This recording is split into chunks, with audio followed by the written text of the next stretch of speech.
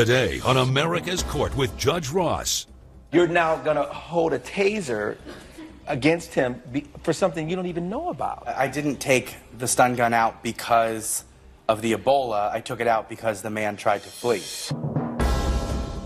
The whole purpose behind law is to right wrong. I want justice to be something that isn't this foreign concept. Justice knows no boundaries.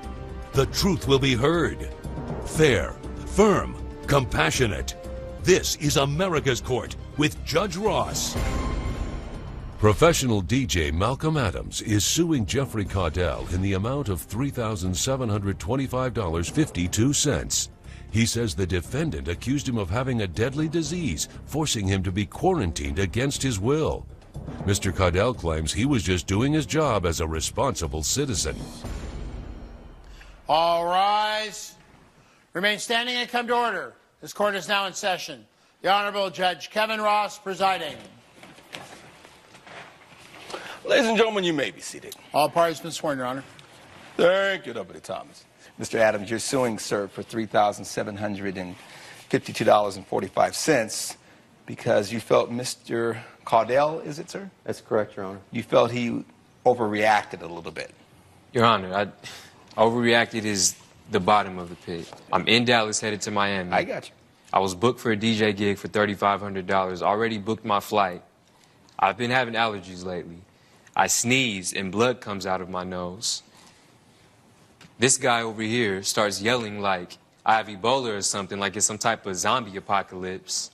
Everybody starts going crazy. I totally missed my flight. They bring me into... There has been an Ebola scare in Texas, sir. He sneezes blood, and you immediately conclude that he has Ebola. No one immediately concluded anything. No, immediately. He screamed immediately, oh, he has Ebola, pulls out a taser. Who screams? This gentleman right here. Gentleman seated? Sir, Yes. step forward. And what is your name? My name is Frederick Dunham. And Mr. Dunham, what's the relationship between you and Mr. Caudell? I work nights in a security lot next to Mr. Caudell. I am a guard for a parking lot. You're a security guard. You saw Mr. Adams. And who saw the blood come from his nose? I did, Your Honor. The blood actually speckled onto my shirt. Your Honor, he was behind me. How do I sneeze Your forward? Honor, and I don't blood know how he speckles sneezes, backwards? but I know that blood got onto my uniform. Because blood backflips. Well, wait a minute. Okay. You're not disputing that you sneezed. And you're not disputing that blood came out. No. And you're saying you not only saw the blood, but it landed on your person. Yes, sir. And you thought Ebola. Well, sir, I've been reading the newspapers, and I know that there's a serious Ebola problem in the great state of Texas. Out of all the things that could happen in that situation, that's the thing that comes. I mean, I understand that there have been some situations with some nurses in the Texas area, and people are a little concerned, and in New York and some other areas. But out of all the things, you think Ebola? Why? Well, sir, Mr. Adams was going to board a plane shortly after, and What does that have to do with Ebola? I did not feel it was worth the risk, sir. Because he sneezed and there was blood, you just automatically concluded that it had to be Ebola related. And where are we at this point? Your Honor, there's a restaurant next to the airport. It's a buffet, and Mr. Adams' blood I own the Iron was... Kettle Breakfast You're the Buffet. owner of the restaurant. This Yes, guy sir. runs out with a gas mask. Like I'm just some contagious Are you serious? specimen. Wait a minute. Are you, A gas true? mask. Yes, it is, and some protective you gloves. came out with a gas mask because he sneezed. No, because and you someone told me there thought was he an had Ebola scare in Ebola. my restaurant. Well, do you just normally have a gas mask lying around? It Where was did it packed in even the come closet, from? sir. It was packed in the closet, sir. It's always been there, so I never saw any reason to get Well, rid of it. what would cause you to go run and unpack it? Your Honor, Mr. Adams made quite the scene when he sneezed and when his blood went all over the food at the buffet. Well, wait a minute. I thought it went on. I mean, food. now the blood is just No, traveling all throughout it never the went on the food. atmosphere here. It never went on the food. Wait a minute. Then that means you were next to the food. Yes, sir, I was in line behind him at the buffet. Okay, so you were behind him. Yes, sir. So his sneeze goes backwards. He sneezed violently. I don't know. It got on me. Your Honor, there was no whiplash. There was What no... I find fascinating about this conversation is that all we've been hearing about is Ebola. People bumping fists going, no Ebola, so they don't connect. And it's just getting out of hand. So you read something, he sneezes. You didn't think, well, maybe he has the flu. We did come out and question Mr. Dunham. We asked him if he had Ebola. Questioned him. For 4 hours. Well, why would you stay there for 4 hours? 4 hours. I don't know. They were that scared. The police wouldn't want to come around. Nobody came We around. escorted him to my office and kept him there. What I'm trying to, this is crazy. Why wouldn't you just leave? They wouldn't let me. They detained me. They took me to Who the detained CDC. you? They took me. They asked. Security guard in First of all, he held a taser at me. Okay, wait. He had a taser pointed at You're me. now going to hold a taser against him for something you don't even know about. Well, Your Honor, I didn't take the stun gun out because of the Ebola. I took it out because the man tried to flee. I did not try to flee. I calmly stood there. And They told just him. letting anybody in Texas have a stun gun, huh? Coming up on America's Court. I'm looking at your evidence. Why did you give me an article about Ebola and its possible link to Bible prophecy? And later, She wants to bring a dog, A seeing eye dog. a seeing eye dog. And I don't want a blind stripper with a seeing eye dog in my club. Okay. You, A blind stripper with a seeing eye dog at an exotic gentleman's club. closed captioning provided by. This is America's Court with Judge Ross. We're back with the case of Malcolm Adams, who is suing Jeffrey Caudell for lost wages. This issue of Ebola, I mean, if you just go to the Center for Disease Control, you go to their website, it tells you all the information that you need to know. You ended up being there for 4 hours. For 4 hours. I missed my flight. And you don't deny that you detained him. No, sir. We have the police report.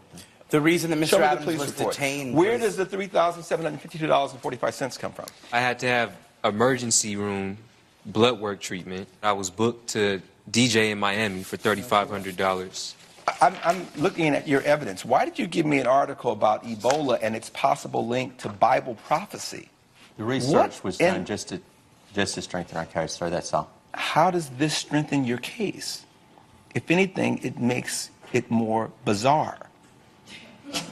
It's crazy. There are many different theories about this horrible disease, but the point is, we didn't know whether or not this man was infected or not. And We you didn't have- went online and read that this Ebola virus is spreading exponentially and that nations only have 1 month to contain the outbreak or we're all going to perish. I didn't write the article, Your Honor. Wow. The suspect was detained for suspected Ebola. This is crazy. This is ridiculous. All tests came back negative. Duh. Did you apologize to him? No, they haven't. We haven't spoken since this incident occurred. There he is. We're very sorry, Mr. Adams, for what we put you through that day. I know. And for 4 hours? And you had to have blood work done? Grief, this is amazing to me. What is this? Requesting your services for a DJ. Yeah, that's the email that confirmed that I was supposed to be The date's in Miami. in Miami on the 6th and the 7th. And you confirmed you would work those days. And so this is the money that you lost as a result of this. That's what I missed from being detained in the CDC for 4 hours at Taser Point. Is he still working for you? I never was an employee of He was Mr. never Caudell. actually employed by me. He was just in line. at I the was a breakfast customer buffet. at He was the a customer. restaurant. You allowed another customer to do this to a fellow customer of yours? And then you go and get a gas? I mean, you should just, I'm embarrassed for you. Because if nothing else, you unlawfully detained this man. Do you think that there should be consequences to that? There should be, yes, but we I'm also glad you lost. agree, because based on the evidence and the testimony before this court, the gavel will come down in favor of the plaintiff. You will pay him, sir,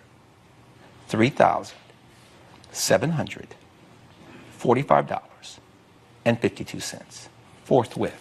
We're done. Case closed. Judge Ross has ruled in favor of the plaintiff. The defendant is ordered to pay $3,725.52. This Ebola scares cost me a lot. I'm just glad I got a little something back. I'll do whatever it takes to protect people from Ebola. And I'd do it again. And coming up on America's Court with Judge Ross. She wants to bring a dog, A seeing eye dog. a seeing eye dog. And I don't want a blind stripper with a seeing eye dog in my club. Closed captioning provided by. This is America's Court with Judge Ross. Exotic dancer Sarah Lozada is suing strip club owner Don Garcia in the amount of $6,711. She says the defendant wouldn't allow her to use a service dog at work. Mr. Garcia claims animals are not allowed in his establishment and would negatively affect business. Ms. Lozado, I understand that you want to be compensated because you were an exotic dancer That's right, Your at a Honor. club. And Mr. Garcia, you are the manager of the club or the owner, sir? I am the owner, yes. You're the owner. You still want to continue to dance, although now you cannot see. That is correct. Tell me your story. So I have a congenital disease. It's called retinitis pigmentosa, which I had ever since I was little. My parents and we all knew it, but it started deteriorating over time. Yes. And one day during my senior year, I woke up and I wasn't able to see anything, which is when my doctor confirmed that I was completely blind. Yes. But I have been dancing as my eyesight was deteriorating, and I can tell you for sure that even as I lost my eyesight when I was dancing at Would the you club... dance with the glasses that you're wearing right now? No, she absolutely did not. She did not. She did not. She always took them off. She You saw the glasses that she was wearing? I saw. She used to wear these like weird Coke bottle glasses, which I had no. I just But thought she they only were wore hip. them when she was not on stage performing. She did not wear them when All right. on stage. And it's at the point now where do you take your glasses off when you perform or no? I never have my glasses on when I perform. If I'm at this particular establishment and I'm watching you perform, would I know that you were blind? Absolutely not. So the issue is not her ability to continue to do the job. Correct? But Your Honor, she wants to bring a dog in. That's the issue here. She wants to bring a dog, A seeing eye dog. a seeing eye dog, and I don't want a blind stripper with a seeing eye dog in my club. Okay. A blind stripper with a seeing eye dog at an exotic gentleman's club. I'm sure you've been to a strip club. Don't make that assumption. All right. Once. Maybe you've been to a strip club. If theoretically For the sake of this discussion, Right, if I right. had been If to you a club, if you Yes. wanted to go to a strip club, would you want to go see a blind stripper stumbling around with a seeing eye dog? let's pause that. Because if someone is performing on stage Right.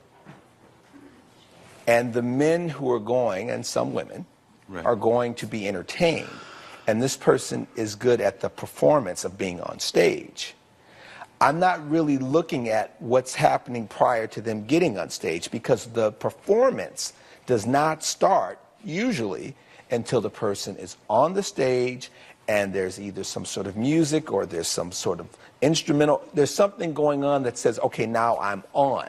Right. And then once that person is done, then the performance is over, and then they're usually on to the next person. Isn't that a fair statement? But that is not the issue. The issue is she can perform, but the issue is me having a dog in my establishment, which she will need. Now that could be problematic. Coming up on America's Court. If the dog is backstage and you're on stage, who's looking after the dog?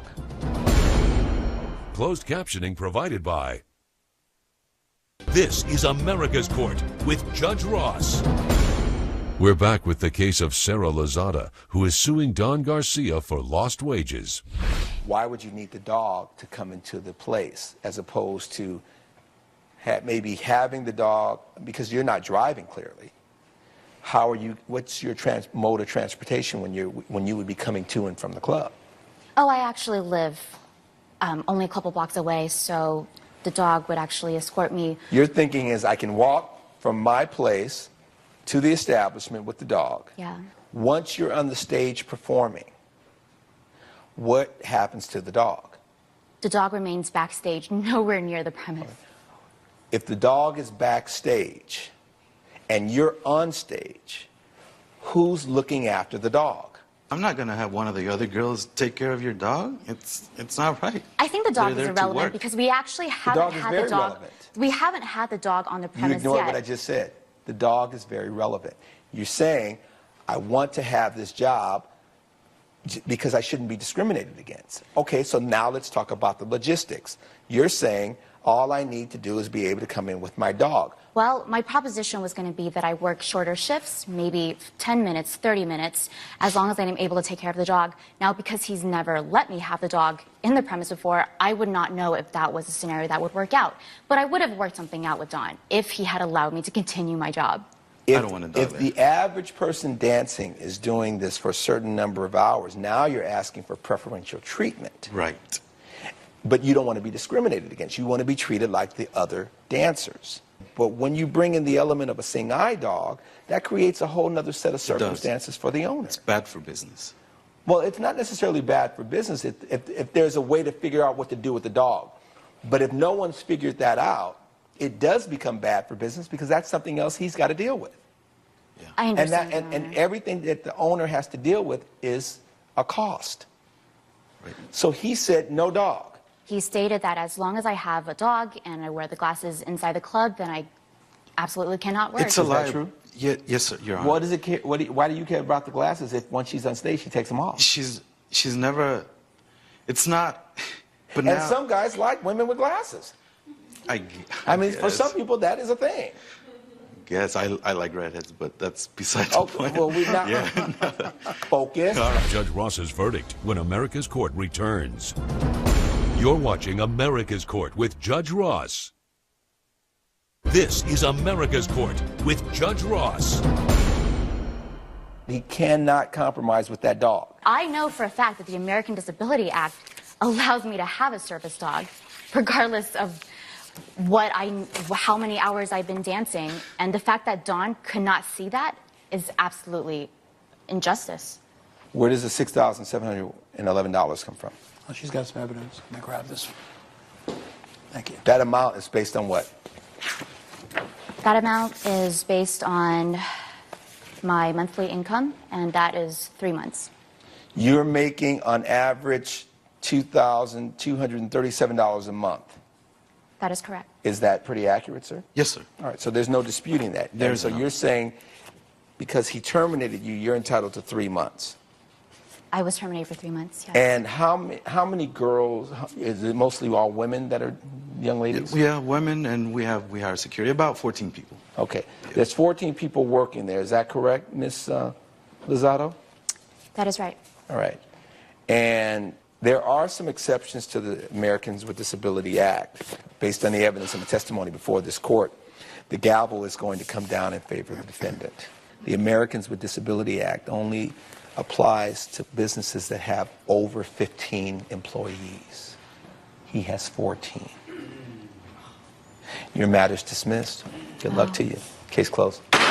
Judge Ross has ruled in favor of the defendant. The plaintiff's claim is denied. I should have been able to work at that club. This is discrimination, and it's just absolutely unfair. This was strictly business. I'm glad the judge threw out her case.